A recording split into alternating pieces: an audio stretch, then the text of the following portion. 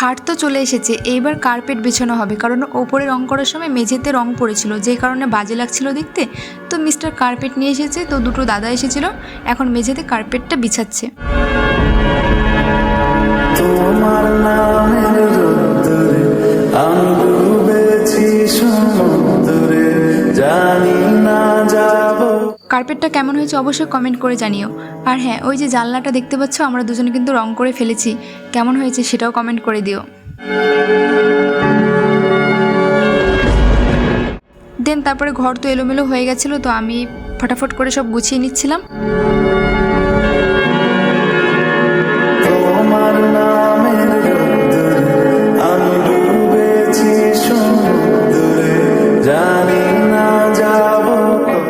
আর বিছানায় কিছু শাড়ি ছিল, শাড়িগুলো ভাঁজ ভাঁজ করে উঠিয়ে দিচ্ছিলাম। তো মিস্টার মিডলে এসে আমাকে একটু ডিস্টার্ব করছিল। ঘর গোছানো কিন্তু পুরো কমপ্লিট।